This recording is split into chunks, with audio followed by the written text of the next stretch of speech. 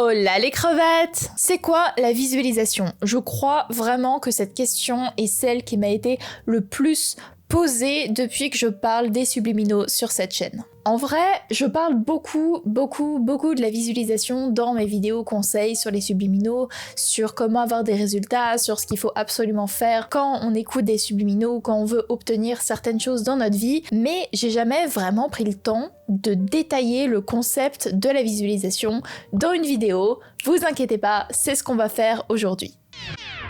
Hey, avant de commencer cette vidéo, je voulais vous parler de mon premier partenariat sur cette chaîne. Alors, il faut savoir que j'ai refusé énormément de partenariats parce que je voulais pas vous proposer des trucs nuls. Et là, on m'a proposé un truc qui, je pense, va énormément vous intéresser.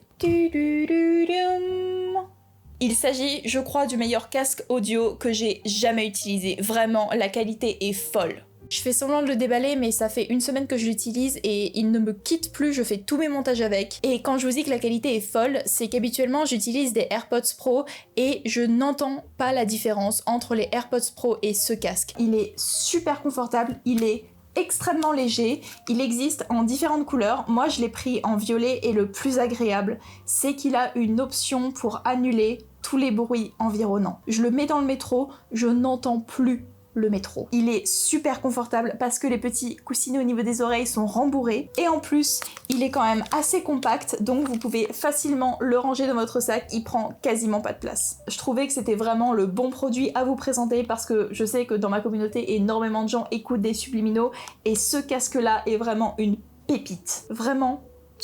Et en plus, pour la qualité, il est pas cher. Des casques pour avoir une qualité similaire, pour en avoir testé énormément, coûtent, je sais pas, 100, 200 €. Celui-là, il est à moins de 50 €. Bref, si vous êtes intéressé, je vous laisse un petit lien dans la description qui vous redirigera vers le site. Retournons à la vidéo.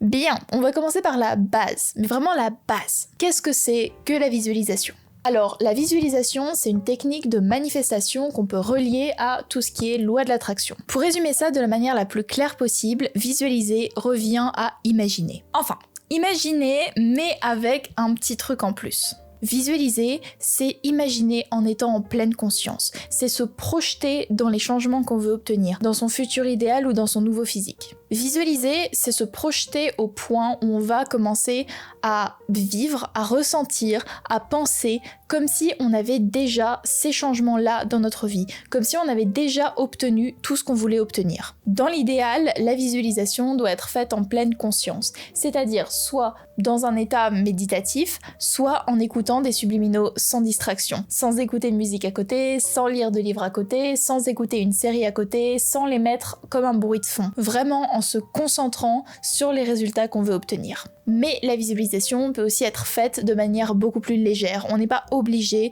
à chaque fois d'être dans un état de pleine conscience quand on veut utiliser la visualisation. Comme je l'ai dit au début de la vidéo, au principe, la visualisation passe par l'imagination. C'est le fait de visualiser ce qu'on veut avoir pour l'avoir plus rapidement. Mais pour les personnes qui n'arrivent pas forcément à s'imaginer des choses dans leur tête, à visualiser des choses, ça peut aussi passer par d'autres triggers positifs. Un trigger positif, c'est quelque chose qui va aller réveiller ton envie d'avoir quelque chose de manière positive. Par exemple, se créer un mood board qu'on va laisser à un endroit qu'on peut voir souvent pendant la journée et qui va inconsciemment nous rappeler les objectifs qu'on veut obtenir. En regardant des photos de choses qui nous rappellent ce qu'on veut obtenir, en regardant des vidéos qui nous rappellent ce qu'on veut obtenir, en parlant avec certaines personnes qui ont peut-être une vie proche de celle qu'on désirerait avoir. La visualisation ne doit pas obligatoirement être mentale et ne doit pas obligatoirement être visuelle. Tu peux aussi écouter des musiques qui correspondent à un mood que tu aimerais avoir ou qui illustrent, te rappellent un mode de vie que tu aimerais obtenir. La visualisation peut aussi passer par l'écriture.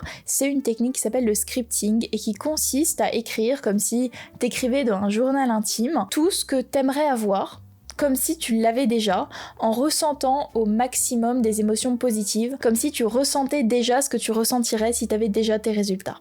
Le truc qui est très bien avec la technique de la visualisation, c'est que ça permet d'être extrêmement précis dans ce qu'on veut obtenir. Donc si tu t'imagines des scénarios dans ta tête, ou si tu fais un mood board avec différentes photos, différents lieux, différents dessins qui représentent ce que tu voudrais, n'hésite pas à être très précis. Parce que plus tu seras précis, et plus ce que tu obtiendras sera proche de ce que tu désires. Un truc très important par rapport à la visualisation ou à la manifestation en général, c'est qu'elle doit toujours être positive. Comme je l'ai dit, le but c'est de ressentir les choses comme si on les avait déjà. Donc tous les sentiments négatifs que tu pourrais avoir, par exemple de l'insatisfaction, de la jalousie, de la colère, de la tristesse par rapport à ton mode de vie actuel ou à ton physique actuel, ne doivent pas rentrer en compte quand tu visualises. Il faut vraiment que tu laisses tous ces sentiments négatifs de côté, toute cette colère, toute cette jalousie, toute cette insatisfaction, que tu la laisses derrière toi, dans ta réalité actuelle, pour que tu ailles te projeter dans ce que tu voudrais obtenir. Et dans ce que tu veux obtenir, vu que tu as déjà le physique de tes rêves ou la vie de tes rêves, tu n'as pas besoin de continuer à ressentir ce genre d'émotion. Tu ne ressens plus du tout ce genre d'émotion parce que tout ce qui alimente cette émotion-là n'existe plus. Il n'existe que ce que tu veux obtenir. Donc concentre-toi au maximum sur les émotions que te procurerait ce que tu veux obtenir. En parlant des sentiments négatifs, s'il ne faut pas les ressentir pendant la visualisation, il faut pas non plus les ressentir en dehors de la visualisation. C'est-à-dire, si tu fais l'effort de ne pas ressentir ces sentiments négatifs d'insatisfaction par exemple quant à ton mode de vie, mais que dès que t'as fini ta visualisation, tu recommences à ressentir ce sentiment d'insatisfaction et à remarquer tout ce qui te plaît pas dans ta vie et à remarquer tout ce que tu voudrais changer, tout ce qui n'a pas encore changé et à te dire que ça prend du temps, la visualisation sera bien moins efficace. Donc il faut au maximum éviter de ressentir ce genre de sentiments négatifs quand tu essaies d'améliorer les choses dans ta vie. La raison pour laquelle il faut éviter de ressentir ces sentiments négatifs, c'est tout simplement qu'en se focalisant dessus, tu vas créer un manque, tu vas créer une insatisfaction encore plus grande et cette insatisfaction va alimenter ta pensée de manière beaucoup plus puissante, de manière beaucoup plus présente que les sentiments positifs. Et plus tu vas te concentrer sur le manque, plus tu vas te concentrer sur l'insatisfaction, plus tu vas avoir du mal à attirer des choses positives dans ta vie. Je vais prendre des pincettes en utilisant ce terme tout simplement parce que parler d'univers avec un grand U comme étant une entité supérieure ne colle pas forcément aux croyances de tout le monde ni à mes croyances personnelles, mais beaucoup de personnes qui parlent de visualisation et de manifestation témoignent du fait que plus tu vas ressentir ce manque-là, plus l'univers va prendre pour acquis le fait que tu n'as pas ces choses, donc ne va pas te les donner. Alors qu'en te concentrant sur les sentiments positifs et sur ce que tu ressentirais si tu avais déjà ces résultats-là, l'univers en tant qu'entité avec un grand U ou toute autre force supérieure auquel tu crois va partir du principe que tu as déjà ces choses-là, donc va faire en sorte de te les apporter beaucoup plus facilement dans ta vie. C'est pour ça qu'il est très important quand tu pratiques la visualisation de ne pas uniquement te concentrer sur l'aspect physique de la chose, de ne pas uniquement te concentrer sur le visuel, sur l'imagination, sur les mood boards, sur les vidéos qui vont t'aider à consolider la visualisation, mais qu'il faut aussi que tu te concentres sur tes émotions, parce que les émotions sont la chose principale qui va t'aider dans ta visualisation.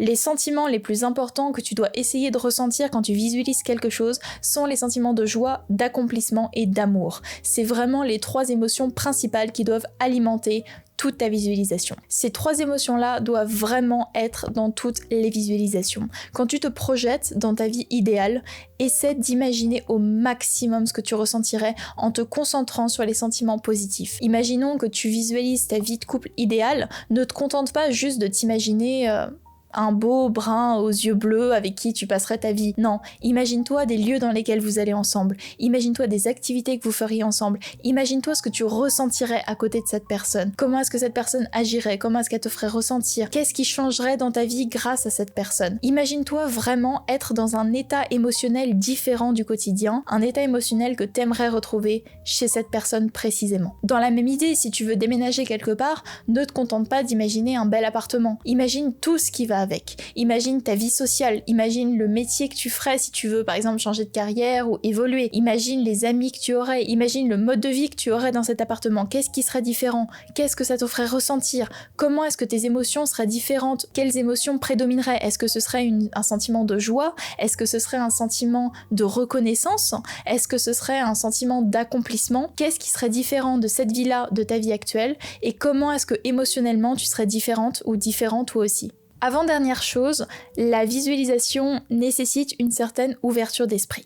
J'ai fait une vidéo entière consacrée au blocage qui concernait plutôt les subliminaux, mais ces conseils peuvent aussi s'appliquer à la visualisation. Si tu te limites, si tu pars du principe que certaines choses ne sont pas possibles, que tu ne les mérites pas, que d'autres personnes plus que toi devraient obtenir ces choses-là, que tu n'es pas assez bien, que tu n'es pas assez beau, que tu n'es pas assez intelligent, que tu n'es pas assez riche, que tu n'as pas les bonnes connexions, si tu te bloques, si tu te mets des barrières mentales qui n'ont absolument pas été prouvées par le réel d'ailleurs, si tu te bloques complètement avant même d'avoir essayé de faire quoi que ce soit, tu n'arriveras pas, ou alors très difficilement, à atteindre ce que tu veux obtenir. Donc pour visualiser de manière efficace, il faut tout simplement partir du principe que tu es la personne la plus chanceuse sur Terre, que tout ce que tu désires arrivera naturellement dans ta vie, et que tout ce que tu désires est réalisable, et qu'il est évident, mais vraiment évident, que tu vas le réaliser. Aussi, cette ouverture d'esprit et cette ouverture au changement doit se traduire dans le réel. Si par exemple vous voulez manifester un déménagement dans un certain pays